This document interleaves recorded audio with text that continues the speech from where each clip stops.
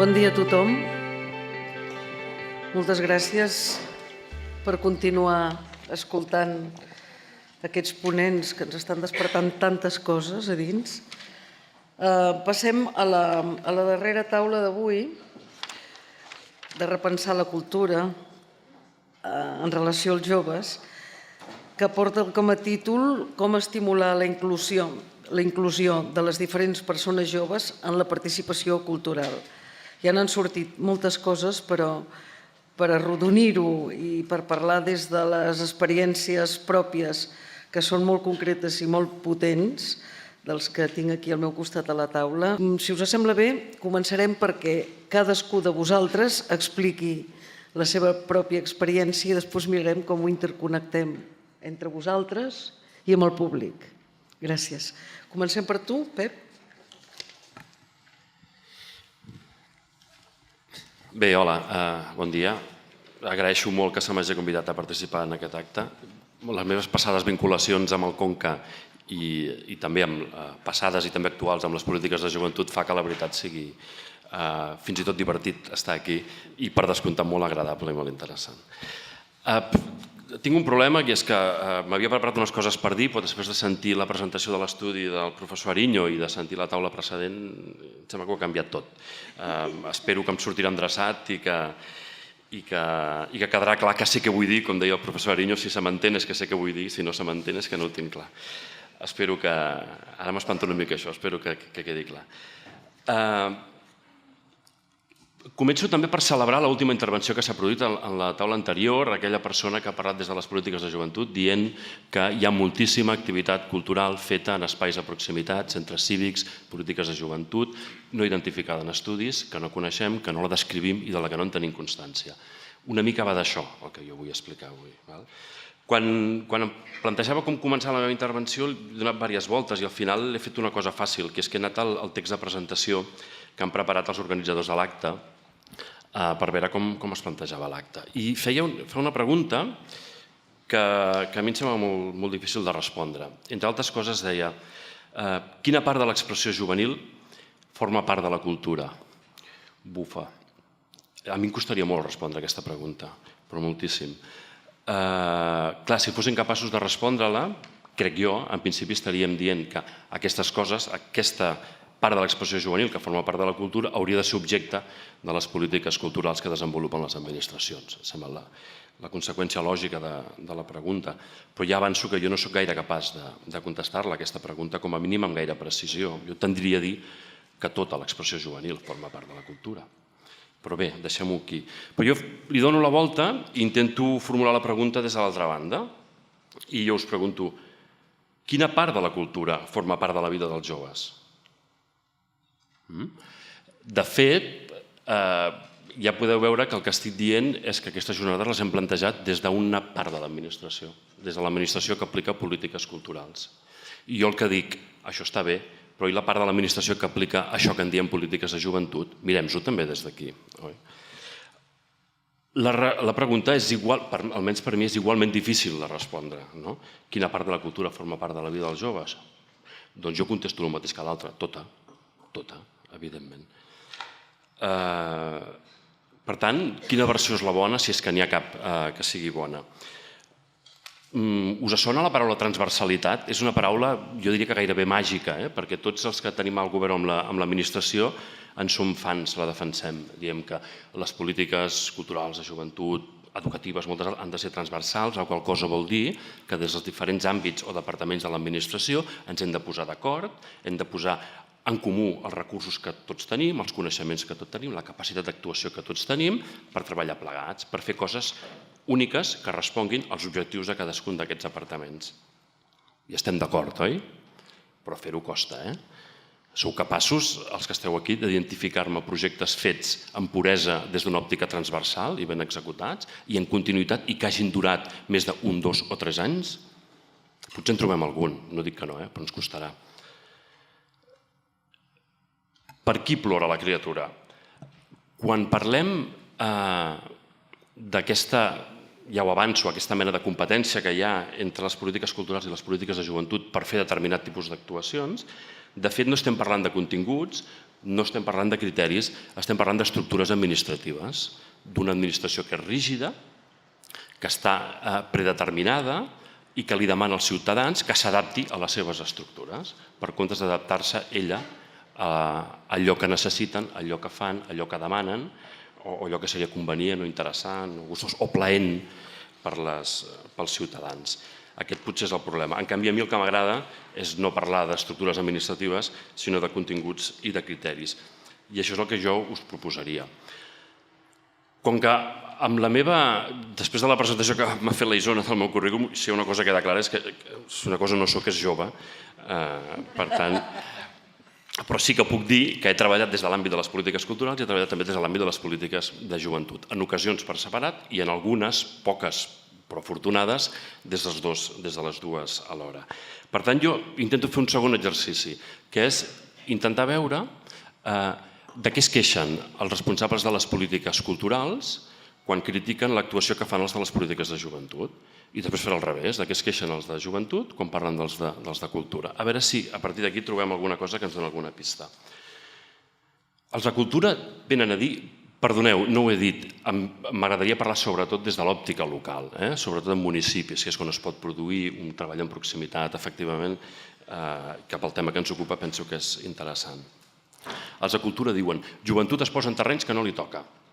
Està organitzant cicles, està convocant beques per la creació, està fent projectes de producció artística, m'està muntant circuits, m'està muntant festivals. No li toca, no tenen la capacitat ni el nivell d'especialització que requereix fer això en qualitat i de manera correcta. Els de cultura diuen, joventut s'hauria d'ocupar sobretot d'aquells àmbits que tenen a veure amb el lleure, amb l'ocupació de l'oci, si de cas en aspectes d'educació no formal, i per tant treballar en la proximitat amb els joves per satisfer les seves necessitats més peremptòries o més directes. I també diuen els de cultura, els de joventut, quan fan alguna cosa en l'àmbit cultural o artístic, no tenen suficient nivell d'exigència, no demanen prou qualitat, són acrítics en aquelles expressions culturals o artístiques que accepten i que formen part de les seves actuacions.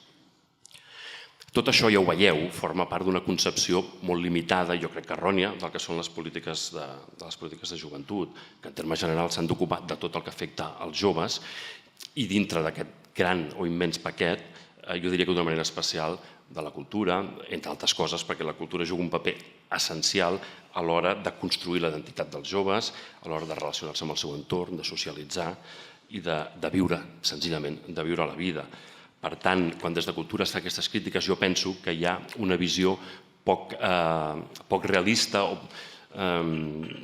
diguem-ho diferent, hi ha un desconeixement important del que fan o del que pretenen fer les polítiques de joventut. La setmana passada hi havia una trobada, una jornada a Manresa sobre polítiques de joventut, en la qual hi havia prop d'una 60ena de tècnics o professionals de les polítiques de joventut que treballaven al voltant de bones pràctiques en polítiques de joventut i amb el tema concret de les activitats culturals. Se'ls feia una pregunta també en aquella jornada i la pregunta era, és possible fer polítiques de joventut sense fer cultura? La resposta unànim, amb matisos però unànim, era que no. No podem fer polítiques de joventut sense fer cultura. Sense fer-les ben fetes, està clar. Això ho deien 60 professionals de polítiques de joventut, de municipis tan llunyans com Cambrils, com Tarragona, i fins i tot n'hi havia d'Andorra, d'arreu del país. I els de joventut, què els diuen els de joventut, els de cultura? Els diuen, els de cultura, els tècnics de cultura sou simples programadors, no feu de tècnics, només programeu, ompliu agendes d'activitat i intenteu omplir les sales de públic. Els diuen, vosaltres tot sovint absorbiu projectes culturals que han nascut de les dinàmiques juvenils que hem impulsat des dels departaments de joventut, us els quedeu perquè teniu més capacitat, més diners, pocs, per cultura sempre hi ha pocs diners, però en tenen més que els de joventut, us els quedeu i quan els feu vostres els hi canvieu l'esperit, els hi canvieu la dinàmica, deixen de tenir sentit des de l'òptica d'una política de joventut. Diuen, els tècnics de cultura elititzen, només pensen en termes de qualitat i busquen omplir auditoris. Diuen, els tècnics de cultura no reconeixen l'autoritat tècnica dels responsables de les polítiques de joventut. Ens posen a un altre nivell. Ens diuen un tècnic de cultura no té res a veure amb un tècnic de joventut, que és una altra cosa, en qualsevol cas, no tan prestigiada. I diuen, quan parleu de públics només parleu de xifres, i quan us adreceu al Departament de Joventut, als tècnics de joventut, us adreceu a nosaltres perquè us portem públic. Perquè, com si tinguéssim un ramat format per una colla de joves, fossin capaços d'agafar-lo, conduir-lo i portar-lo a la sala que vosaltres programeu. Els estan dient això. Clar, totes aquestes crítiques formen part, ja ho veieu, d'una visió limitada del que són les polítiques o del que haurien de ser les polítiques culturals. Jo crec que és una visió errònia, crec que està equivocada, igual que l'altra, penso que també ho era. Quan jo vaig passar pel Conca, vam tenir una intervenció, jo crec que afortunada, molt discreta, perquè penso que no va transcendir, perquè en aquell moment s'estava qüestionant la conveniència que des de joventut, des de la Direcció General de Joventut, es continués treballant amb la Sala d'Art Jove. No s'acabava d'entendre que des d'una Direcció General de Joventut es tingués una sala d'art. En aquell moment, els responsables, els membres del Conca, van fer una acció, insisteixo, molt discreta, perquè no es va publicitar ni es va dir en veu alta, d'anar a joventut i dir-los, no, home, no fotis, i tant que té sentit. I joventut ho van acceptar, ho van entendre i van dir, i tant, forma part de la nostra obligació tirar endavant amb la sala d'art jove, també entre moltes d'altres. Em sento afortunat d'haver pogut participar en aquella petita i afortunada intervenció. Però clar, ve a ser la demostració de com es pot actuar possiblement conjuntament des dels dos àmbits.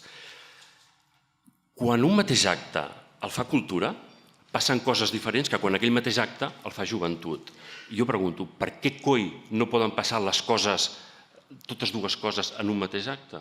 Totes dues són bones, però diferents. Per què no podem aconseguir que passi el mateix? Quan a mi se'm pregunta què podem fer per incrementar el nivell de participació juvenil en l'àmbit cultural, penso que coses noves n'hem de fer molt poques. Primer, hem de veure què fem i reorientar-ho. Què fem des de cultura? Què fem des de joventut? Girar-nos i mirar l'altre. Joventut i cultura estan genèricament de cul, d'esquena, no es miren. Mirem-nos, incorporem les virtuts d'una banda a l'altra i les de l'altra a l'una. Siguem capaços de generar projectes comuns, pensats en origen, projectes que tinguin els objectius d'una política cultural i que tinguin al mateix temps els objectius d'una política de joventut. És possible. De fet, hi ha exemples.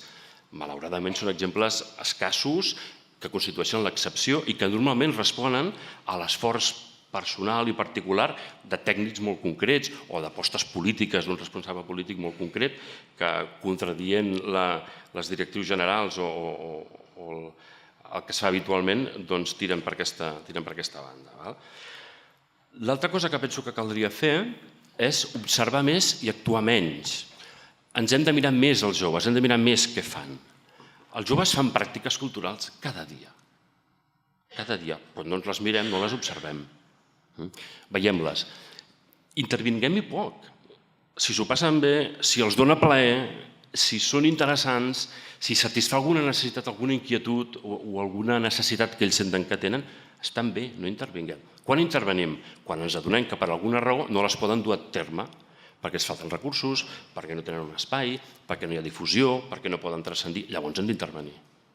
Però no pas per dir-los com ho han de fer, ni en quin lloc, ni en quines dates, ni en quin horari, ni en quins continguts, sinó per ajudar-los en el seu projecte. Aquesta seria, jo crec, la segona qüestió.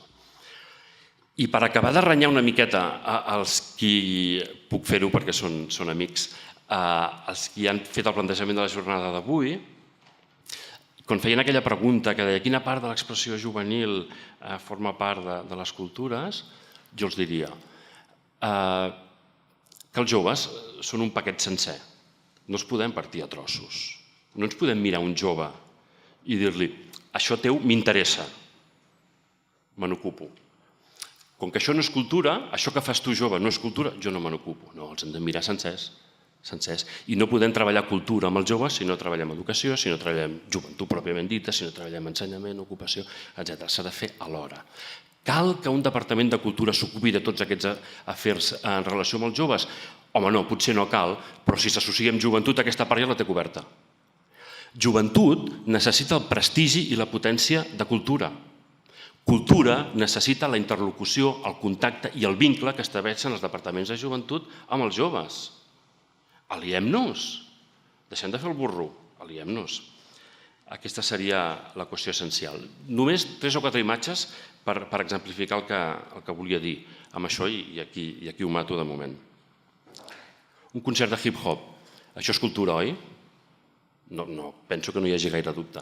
Però els xavals que van al concert quan surten o quan arriben i van amb l'skate. Això ja potser no ens toca. Deixem-ho pels de joventut, no? Saps què passa? Que en aquest xaval pensa que està fent el mateix quan està en el concert que quan estàs votant amb l'skate. Ell no diferencia, forma part de la mateixa experiència. Vaig a un concert de rock i quan surto em foto unes birres al pàrquing del concert. Home, això ja no ens toca, això ja no és cultura. Les birres no estarem pas promovent l'abús d'alcohol. Però és que pel xaval forma part de la mateixa experiència. No pot separar prendre's unes birres o el que sigui d'assistir a aquell concert. Forma part de la mateixa experiència. No li separis. Si li separes, l'has perdut. I no vull dir que hagin de promoure, òbviament, ni el botellón ni coses d'aquestes similars. Enteneu que no és això el que vull dir. No ho sé, un jove que participa en un grup de teatre amateur. Està fent cultura, per descomptat, però és que aquell jove, una de les motivacions per estar en aquell grup és enrotllar-se amb la noieta o amb el noiet del grup i a veure si tenim una experiència no cultural, sinó, diguem, eròtica. I què? Forma part del mateix. I està més perquè li agrada la noia o el noi o perquè li agrada el teatre? És igual, no m'importa. No m'importa. Ja està. Agafem una globalitat. No separem la part que ens agrada del jove de la que no ens agrada. Us poso un últim exemple. Ho dic per repassar el ventall de possibles manifestacions culturals. Una colla de geganters, jo vaig a una colla de geganters i evidentment és una manifestació cultural de geganters o de castellers que ara estan més de moda, sembla. Però al cap de setmana me'n vaig de festa amb la mateixa colla amb la que faig de castells o amb la que faig gegants. Doncs hem de treballar-ho plegat, això.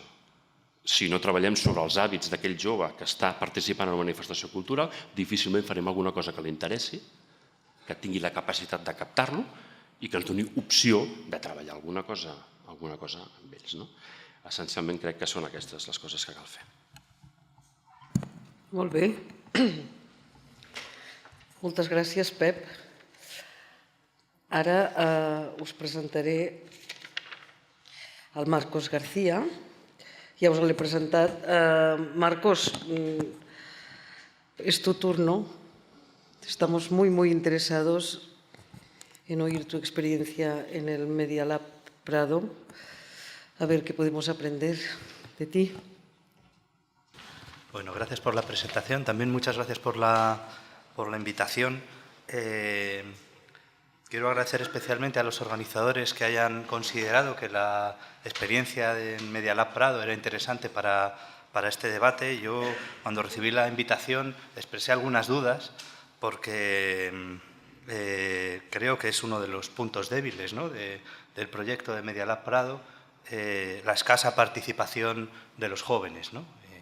Entonces, de lo que voy a hablar sobre todo es de proyectos que estamos poniendo en marcha que van a intentar paliar esta situación, sobre todo en relación a los jóvenes menores de 22, 23 años, o sea, la franja entre 14 y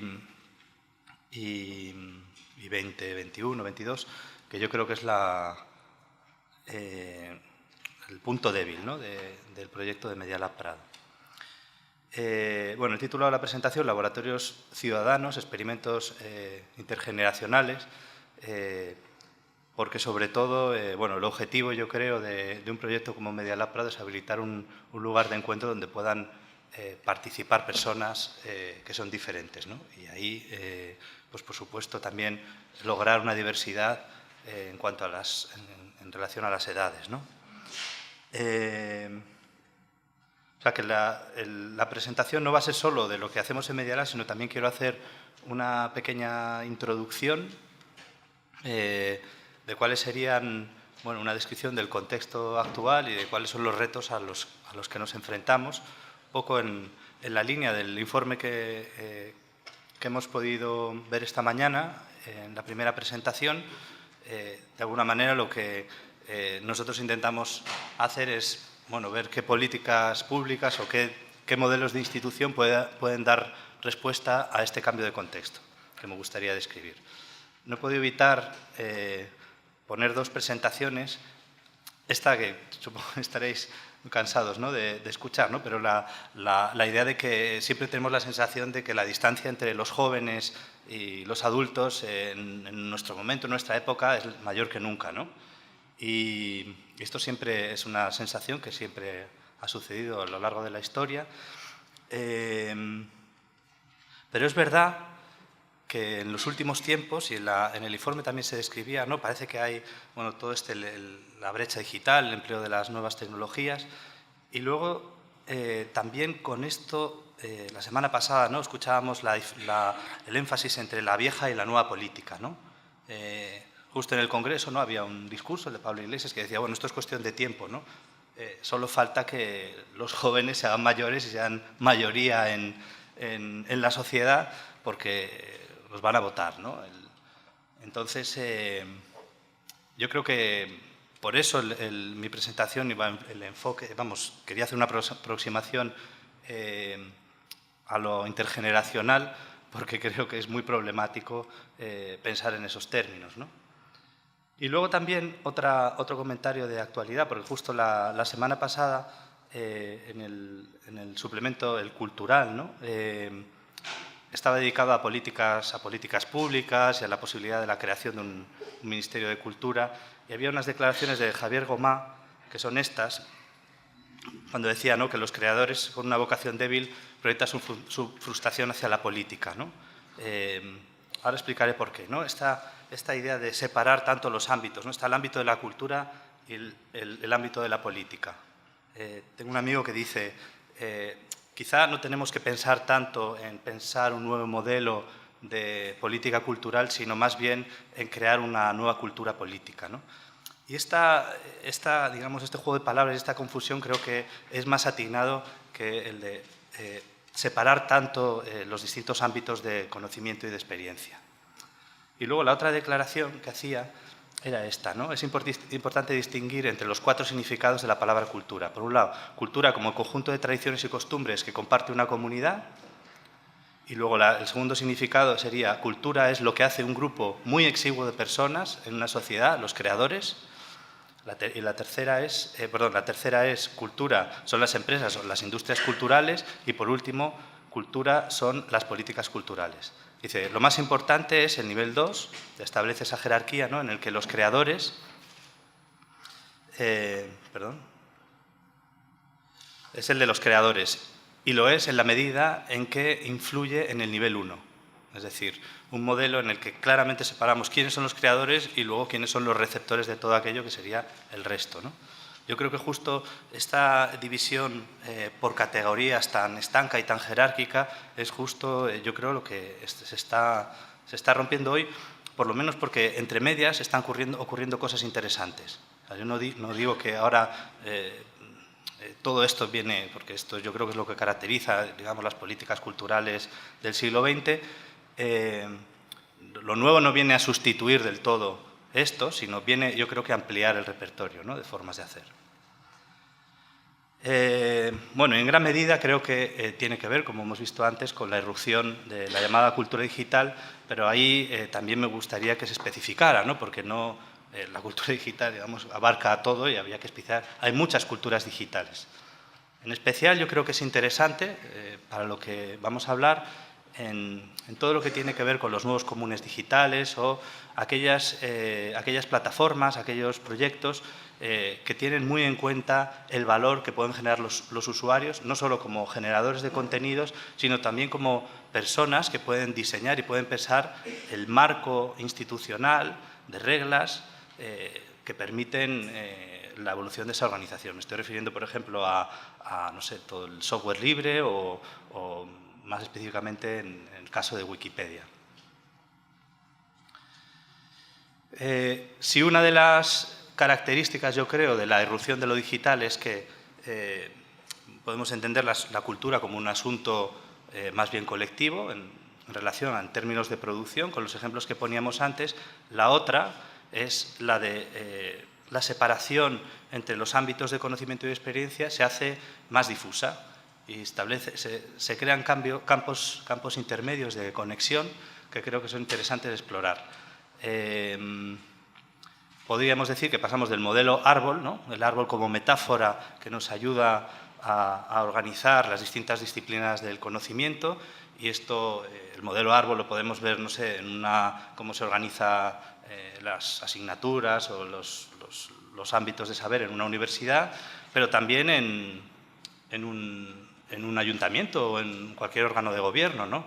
En el que vemos la dificultad en hacer políticas transversales entre juventud y cultura, por ejemplo. Y yo creo que es precisamente porque lo que tenemos son departamentos, cada departamento es una rama y entre medias resulta difícil que se puedan llevar a cabo proyectos transversales. Entonces, bueno, pasamos a la metáfora de la red. Y aquí vemos, bueno, estos son Manuel Lima, que es el autor del libro el libro de los árboles, ¿no? Y precisamente piensa en esto, ¿no? En las visualizaciones de la información de los ámbitos de conocimiento a partir de la metáfora del árbol. Él propone la de la red.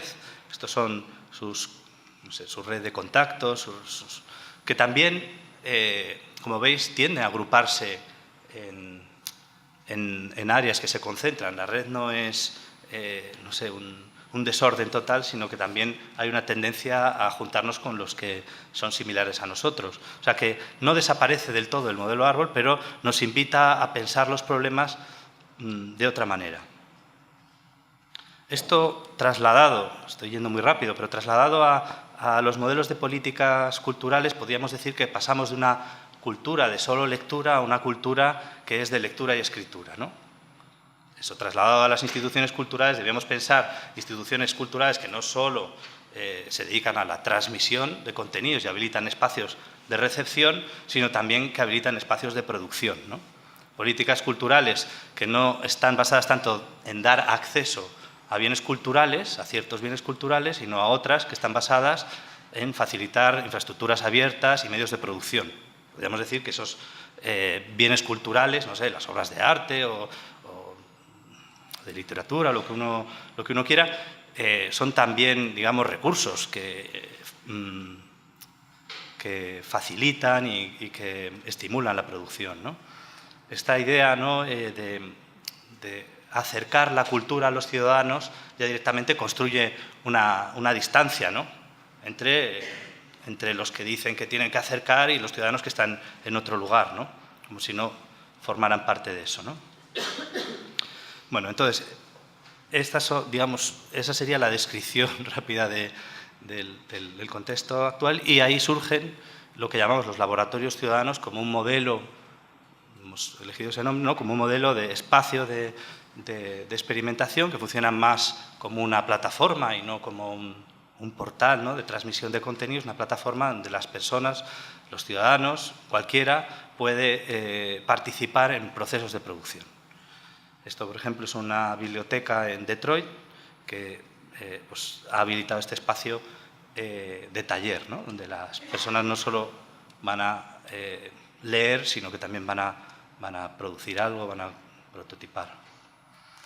Bueno, en este contexto de los laboratorios ciudadanos es al que Media Lab también, bueno, se vincula. Media Lab Prado es un centro cultural del Ayuntamiento de Madrid, del área de cultura, y bueno, se propone como una infraestructura abierta en la que efectivamente cualquiera puede ir a llevar a cabo proyectos, ya sea como un promotor de una idea que quiere experimentar o como colaborador de una idea, una propuesta que otros han hecho, o sea, a través de equipos de trabajo como se opera.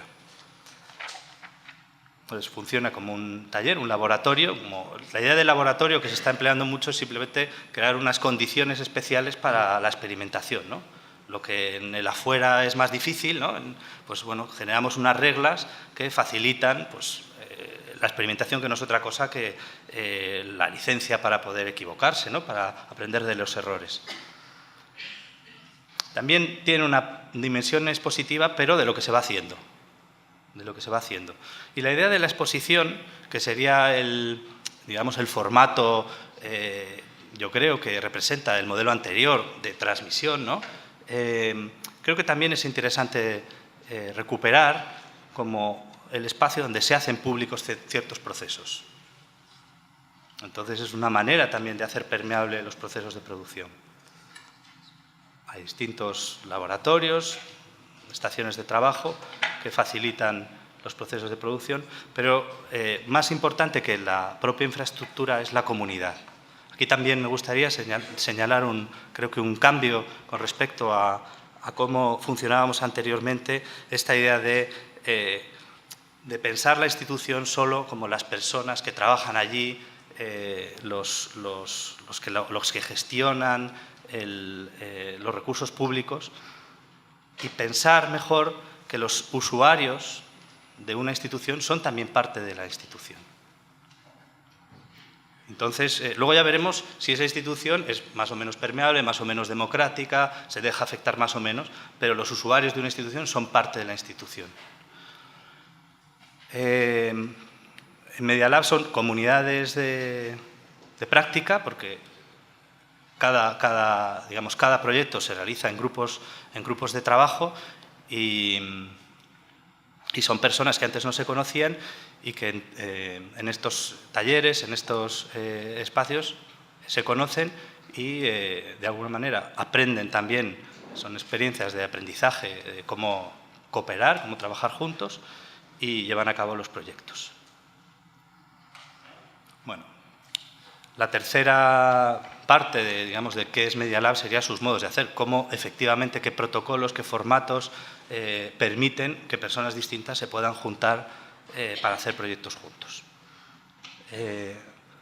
Aquí sobre todo operamos a través de lo que llamamos los talleres de producción, aunque hay más mecanismos. Los talleres de producción funcionan de la siguiente manera. Hay una convocatoria abierta a proyectos, esa es la primera parte, y una vez seleccionados algunos de esos proyectos, unos 10, se abre una segunda convocatoria a personas que quieran participar como colaboradores. He puesto esta convocatoria, que se acaba de cerrar hace poco la convocatoria de proyectos y ahora está en el proceso de selección de proyectos, porque es uno de los primeros intentos que hemos hecho para incorporar a personas que normalmente no suelen participar en las actividades de Media Lab Prado. Bueno, como pasa en la mayor parte de las ciudades del mundo, las dotaciones culturales se concentran en el centro de la ciudad y la periferia queda olvidada, ¿no? En este caso, esta es una experiencia piloto de laboratorios ciudadanos temporales en distritos periféricos de la ciudad. Van a durar unas 3 semanas y tienen el objetivo de que puedan poder pensar ese territorio, ese distrito, en el propio lugar, ¿no? Bueno, aquí la idea además es que la propia experiencia de taller sirva para pensar también otros modelos de institución cultural de la periferia. Está todas las dotaciones de centros culturales de distrito, que justo ahora pues están repensando, ¿no? Queríamos contribuir también con esta experiencia a ver si de aquí pueden surgir otros modelos, ¿no? Entonces, una vez seleccionados los proyectos, se abrirá la convocatoria a colaboradores que se sumarán a los proyectos que les interesen. Ahí se forman los grupos de trabajo y durante 3 semanas estarán prototipando esa idea, que pueden ser, pues no sé, la construcción de una red wifi libre, puede ser el diseño de un parque en un descampado, puede ser un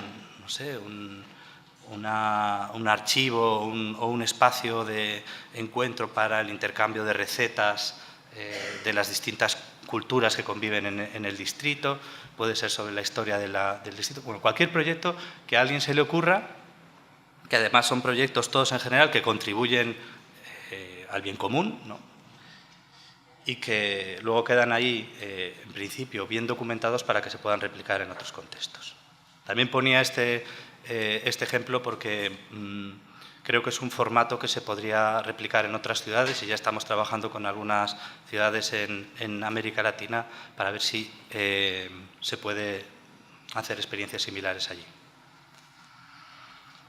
Bueno, la idea de la mediación cultural tiene que ver con que las convocatorias abiertas, o lo que se dice abierto, no quiere decir que sea realmente accesible, ¿no?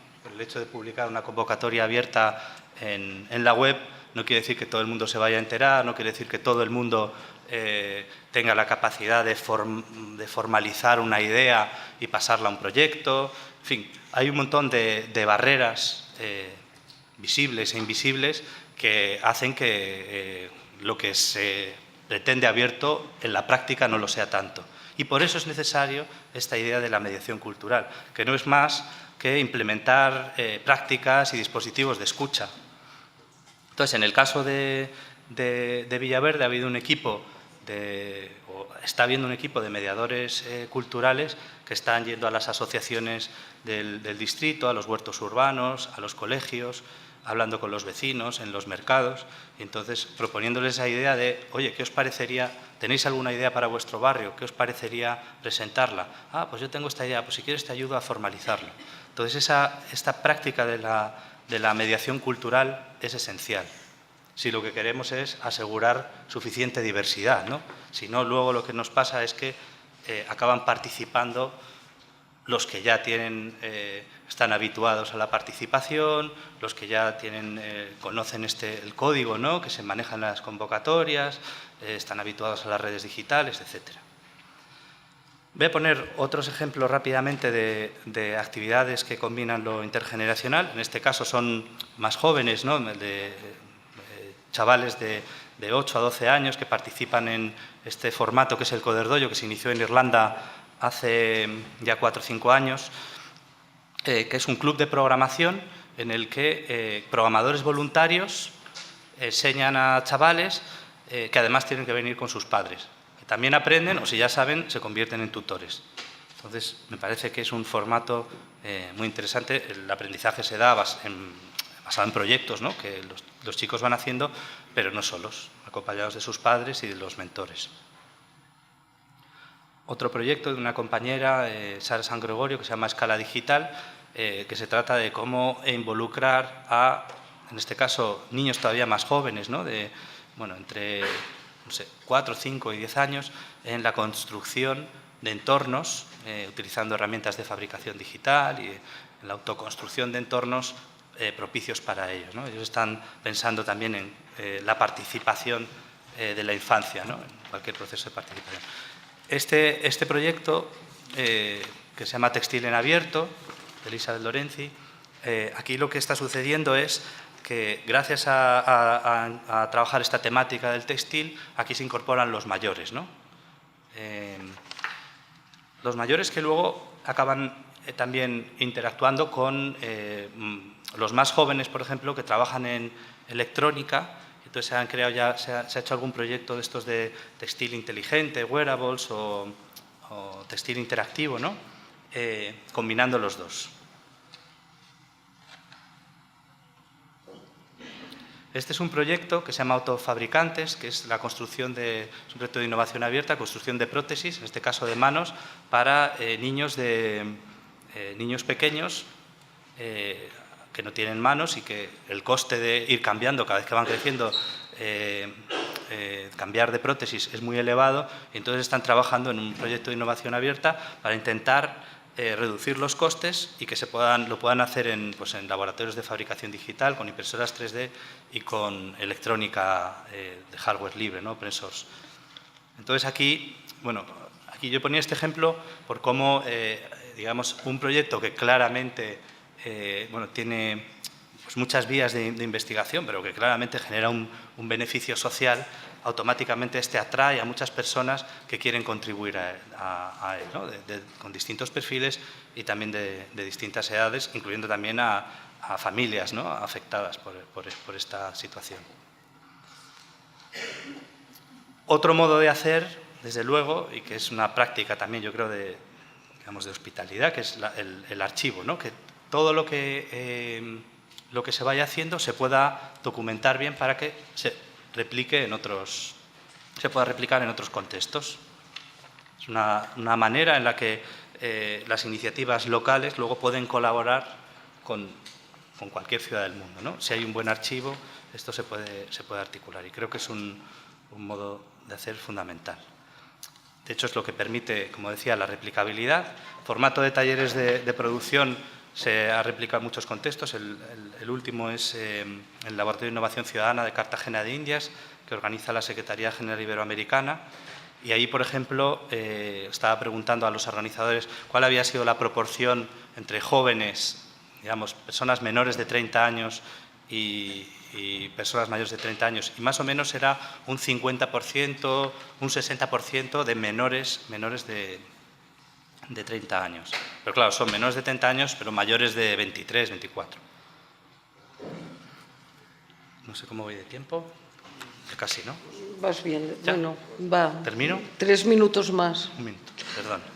¿Te basta? ¿Te bastan Sí. 3 minutos? Sí, ya era para terminar, ¿no? O sea, yo creo que el objetivo de estos laboratorios ciudadanos o los nuevos modelos de políticas públicas sería este que propone Jacques Rancière, ¿no? De universalizar las capacidades de cualquiera, ¿no? Y aquí con cualquiera, desde luego, deberíamos incluir a personas de distintas edades y luego también personas con distinto nivel de renta, que creo, desde luego, que ya se ha mencionado antes, ahí creo que ese es otro de los grandes retos. Claro, universalizar las capacidades de cualquiera es atender a las diferencias. Y ahí es donde estaría la labor de mediación y de escucha para poder efectivamente involucrar a cualquiera. Y para terminar, quería hacer una breve reflexión sobre cómo todo lo que estamos hablando, y ya se ha mencionado antes, tiene que ir conectado con otras políticas educativas. O sea, si digamos, las instituciones culturales están en crisis, las del sistema educativo también, ¿no? Y creo que por motivos muy similares. Creo, por otro lado, que las instituciones culturales tienen un enorme potencial porque ofrecen un lugar para experimentar formatos que es más difícil en la educación formal. Y tiene que ver con todo lo relacionado con la idea de aprender haciendo, que sabemos que, pues que el aprendizaje cuando se da haciendo proyectos es mucho mayor. Cuando lo hacemos con otras personas, eso aumenta porque aprendemos también a cooperar. Y si se hace en público, que es lo que yo creo que ofrecen los laboratorios ciudadanos, o sea, una conexión con los centros educativos y el resto de la ciudad, eso aumenta mucho más, ¿no? Por eso la importancia de la documentación. Entonces, esa idea de aprender a cooperar. Claro, las políticas culturales se han centrado mucho en los bienes culturales, no tanto en cómo experimentamos otras formas de organización, cómo aprendemos a trabajar juntos o cómo aprendemos a vivir juntos, que debía ser el objetivo de cualquier política pública. I ja ho dejo ahí. Muchas gracias. Gràcies, Marcos. És el teu torn, Marta. Bueno, això de ser l'última té avantatges i inconvenients. He omplert un munt de pàgines i ara, no sé, posaria aquí a parlar com mitja hora de tot el que s'ha anat dient perquè m'ha ressonat molt personalment. Faré un resum ràpid i m'hi posaré ja mans a l'obra amb tot el que porto.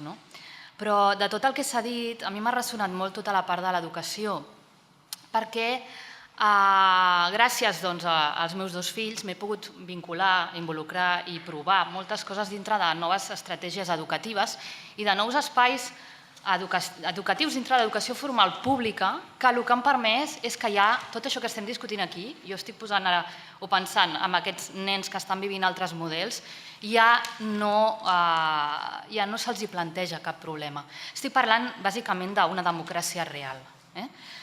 I aquí és el que em ressonava tota l'estona. O sigui, quan realment tenim el model democràtic i la democràcia real interioritzada, de que les persones estem en un model horitzontal, de que tots tenim dret a dir les coses i de que tots tenim dret a expressar-nos, moltes de les coses que hem estat debatent aquí desapareixen. Em refereixo, per exemple, a que un nen, i ara ho poso en el cas d'una escola, però això es pot, jo crec, situar després en altres àmbits, tingui l'opció o té la possibilitat, i parlo de l'escola que jo estic vivint ara, per exemple, a Solsona, de que si alguna cosa de la que es planteja a la classe ell no li sembla bé, que se'n pugui anar a la direcció o a l'assemblea de classe i en aquell moment ho pugui expressar. Tot això què vol dir? Que aquests nens ja s'estan començant a créixer i a crear en un nou model, i aquest nou model s'està fent. I hi ha molts, repeteixo, molts centres educatius que ja l'estan potenciant. Què passa aquí? Que aquesta democràcia va junt amb tot el tema de la creació, va molt vinculat amb tota la part de la iniciativa, de l'interès, de la il·lusió, i aquí és on desapareix tot aquest esquema o model que ens estem queixant tant d'institucional heredat, aquesta quadrícula que sempre ens estem barallant. Això és el que em ressonava molt de tot el que heu anat dient, i ho estic improvisant perquè és el que em venia de les aportacions. L'altra cosa ja és com ho lliguem ara amb el que venia. Jo vinc de pagès, ho dic així de clar, vinc del món rural, jo vaig néixer allà i per circumstàncies X vaig anar a parar a Barcelona i ara he tornat fa uns quants anys. I per mi el que m'ha ensenyat el món rural i m'ha ensenyat molt aquests petits municipis i el que es cou allà dintre, i és el que ara intentaré compartir amb vosaltres, té molt a veure també amb quan jo treballava amb joventut. Jo havia estat molts anys muntant projectes amb joves en barris, muntant pel·lícules, muntant de tot, perquè em preocupava aquesta dimensió, primer parlant de l'accés a la cultura, de la producció cultural, etc. I aquí és on a mi se m'ha juntat les coses.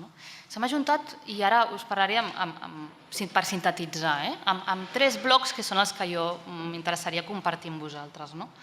Un té a veure amb la posició. Per mi és clau. La posició vol dir plantejar-se el lloc des d'on tu parles i des d'on tu fas les coses. Aquesta posició és clau.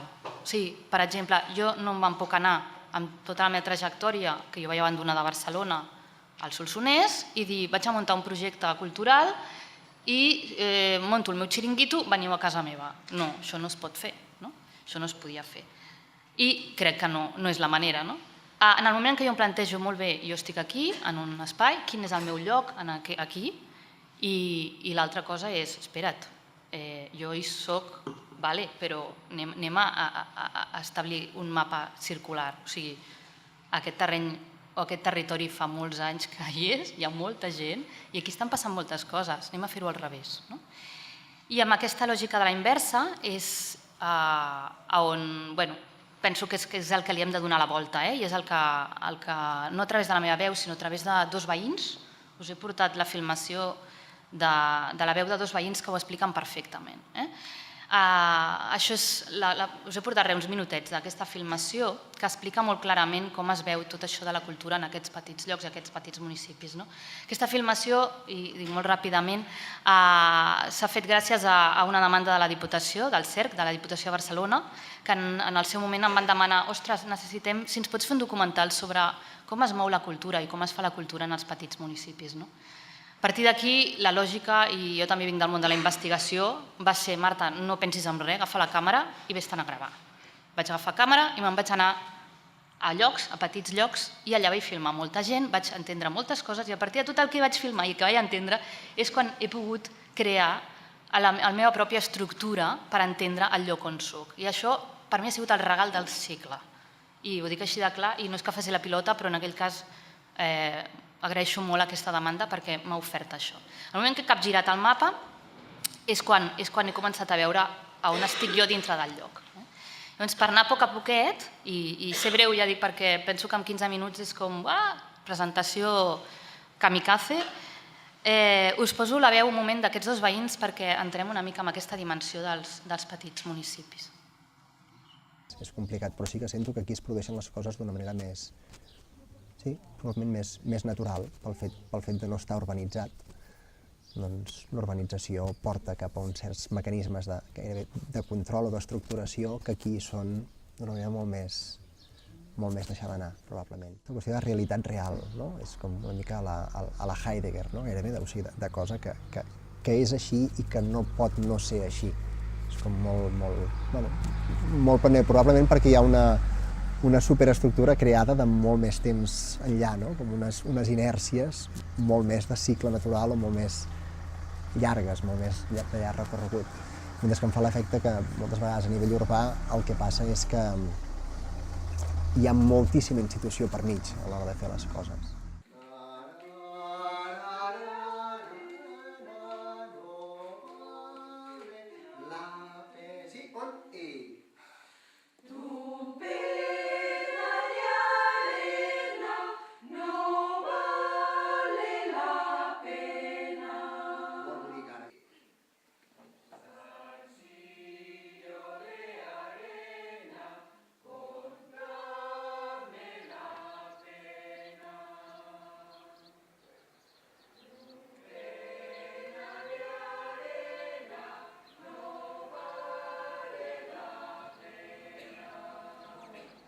Si no tens gent que fot el bitxo, això no es mou.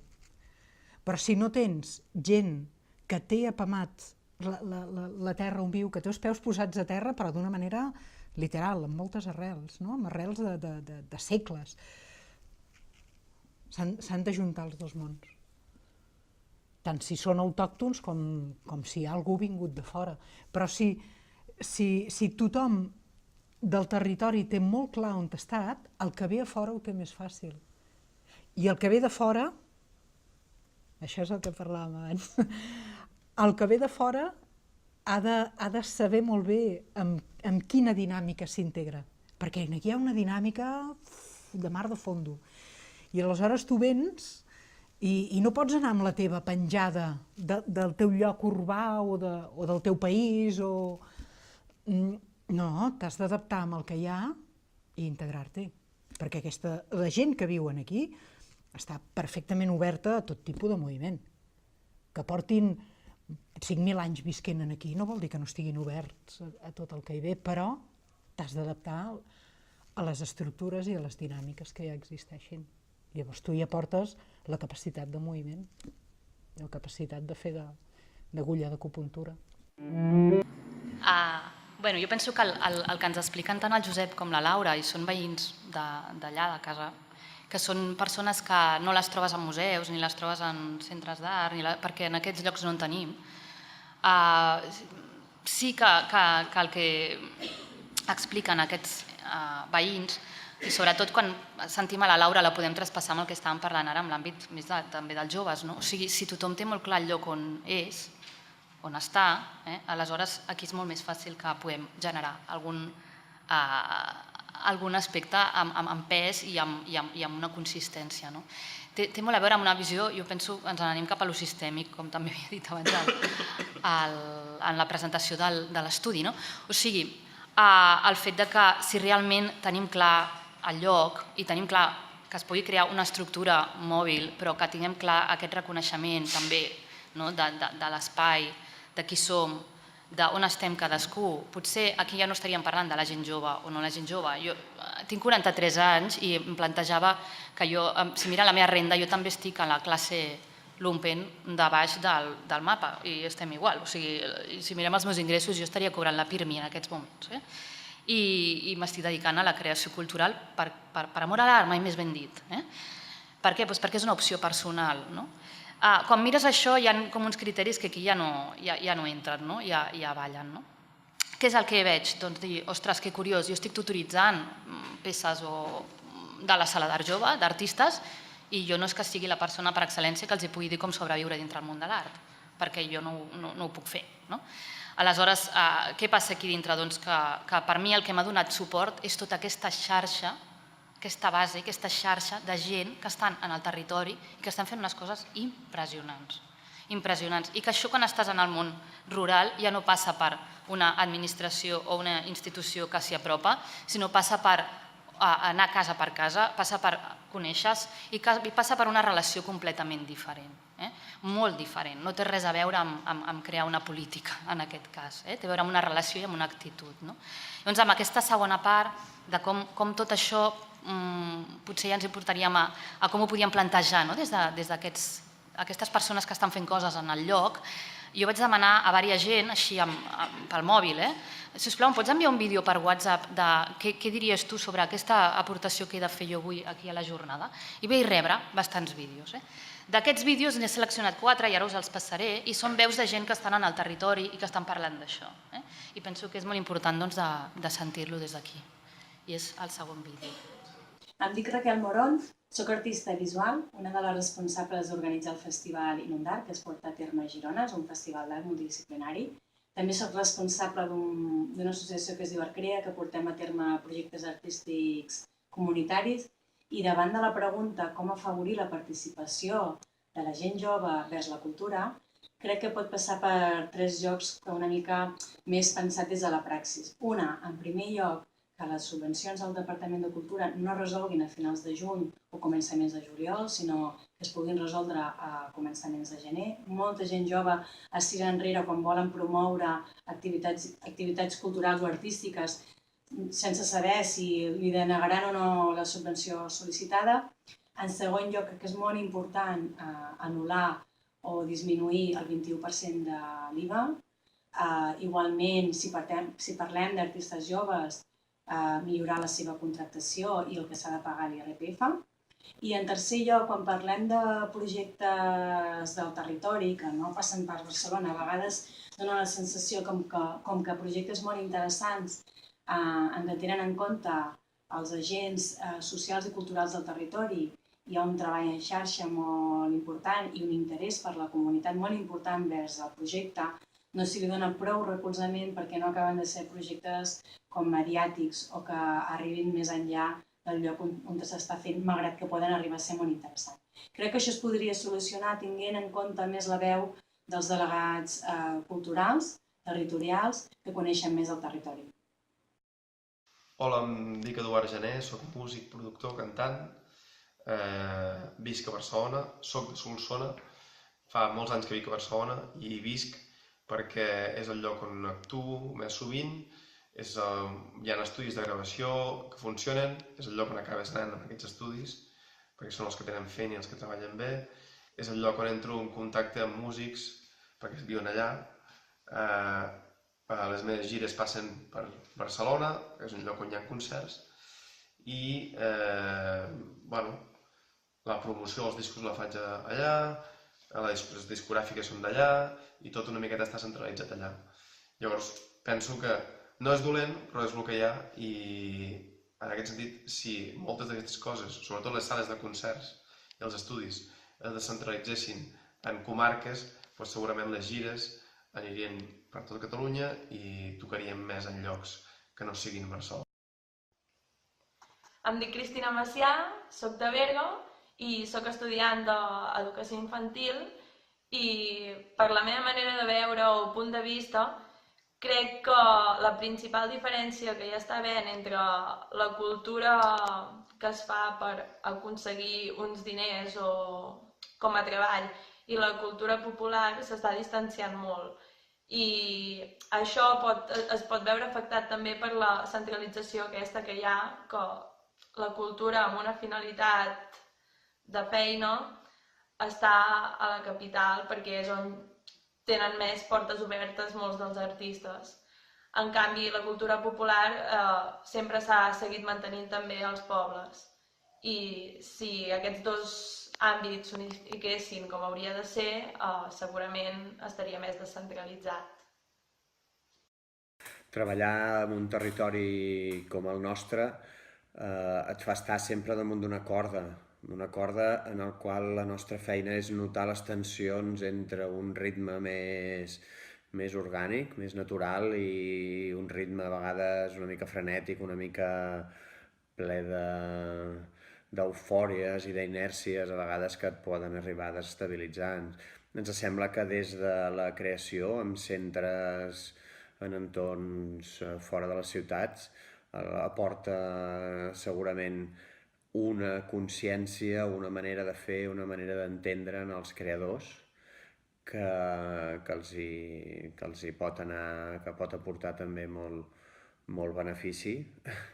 I també és evident que aquesta frescura, aquesta frescor, aquesta energia és bona també pel territori, tot i que has de trobar en cada lloc, en cada moment, quin és el més adequat per mostrar-ho. I una visió general que ens fa sentir còmodes seria realment un país unit i connectat per tants nodes com fossin possibles de creació o de pensament. Em sembla que des d'un poble com Avinyó arriba un moment on te n'adones de la teva capacitat, del teu entorn, fins a on arribes, fins a on no arribes. Llavors, crec que una imatge realment bonica de país seria una visió des de dalt plena de punts petits que poguessin aportar en el seu entorn més pròxim, més que no grans visions llunyanes que a vegades poden perdre informació pel camí.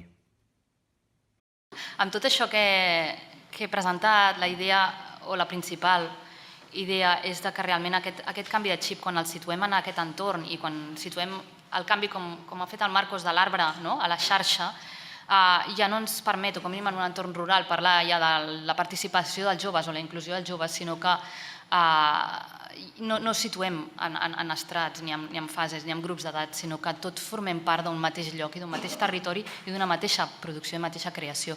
Si això està fet, i realment és el que estem començant a muntar, la diferència canvia. I la participació que diem llavors dels joves ja no és, sinó que el que fem és que estem dintre una roda que compartim el mateix territori i en aquest incentiu ja estem tots, des de posicions diferents, des de llocs diferents.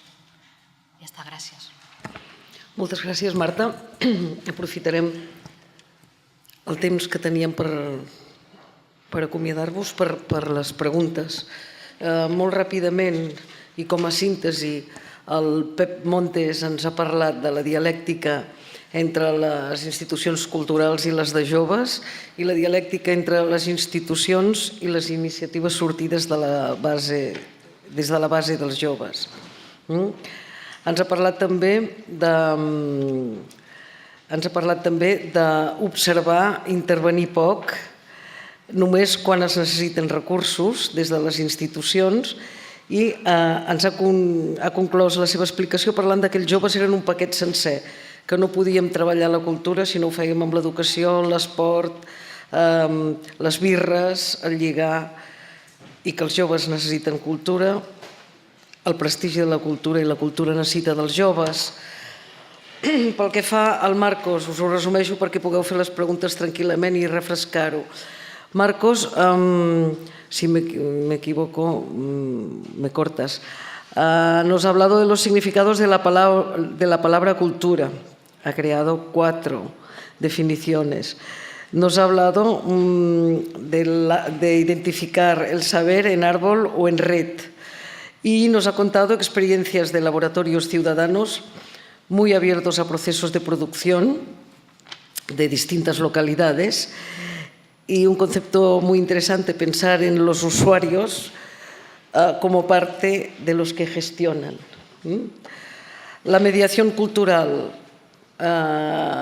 que abierto no quiere decir accesible y que hay barreras visibles e invisibles y, por tanto, estos mediadores son los que aproximan a los públicos a los que no accederíamos. Aparte de aprender haciendo, que en esto coincidimos todos. I la Marta ens ha parlat de la idea de democràcia a la cultura i ho ha fet d'una manera molt pràctica, que és escoltant i presentant-nos uns testimonis de gent que deia com ell havia de fer la xerrada aquí. M'ha semblat molt interessant, molt directe i, per tant, m'agradaria que preguntéssiu ara si teniu coses, qualsevol dels ponents. Tenim 10 minuts per preguntar abans de concloure.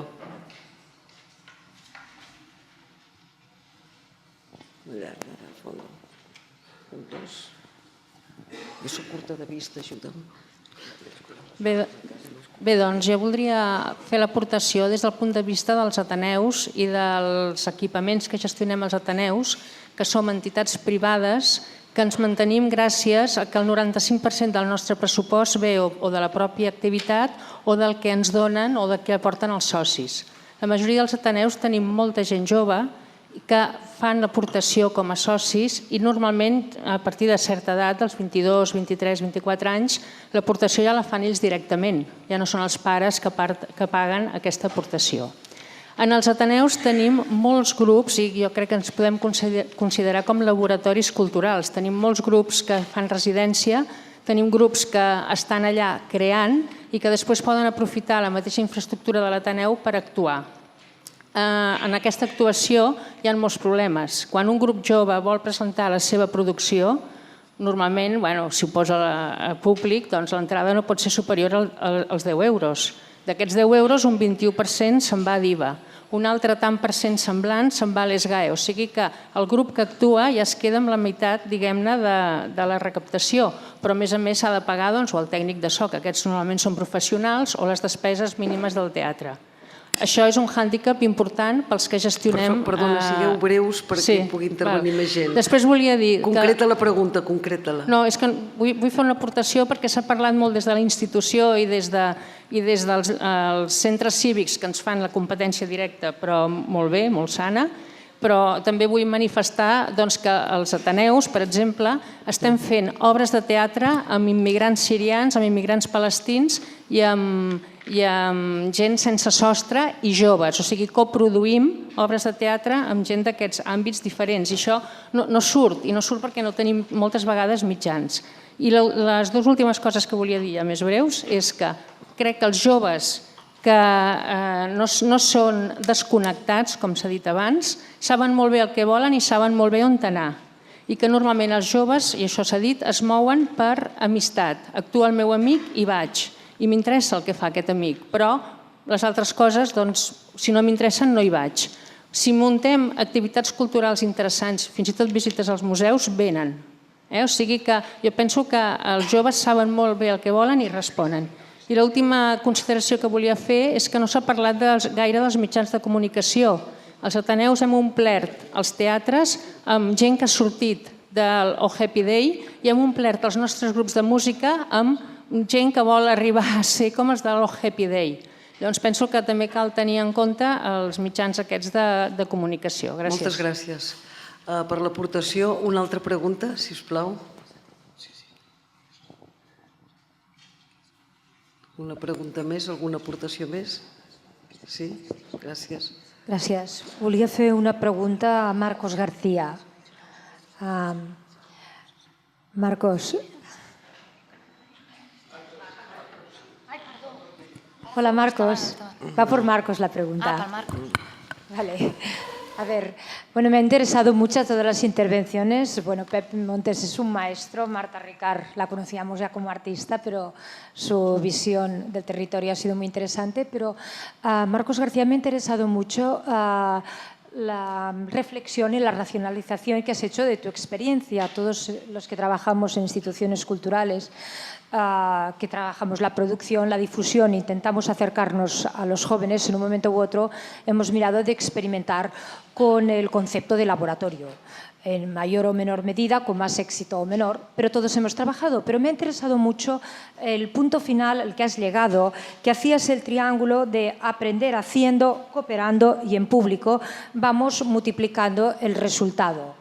No, de lo que estamos haciendo, entendido así. Entonces yo quiero preguntarte muy concretamente por la última parte. Cuando dices en público, a partir de tu experiencia, esta presentación pública, ¿cómo es más efectiva en los jóvenes? Este efecto multiplicador, empoderador que puede tener lo que has estado trabajando, si esta presentación es una conferencia, una obra de teatro convencional, ¿o también es válida la presentación en un web, en las redes sociales? Molt bé. ¿Cuál funciona más? Yo estoy de acuerdo en que hay muchos precedentes y, no sé, genealogías, por ejemplo, los ateneos, que son fuentes de inspiración.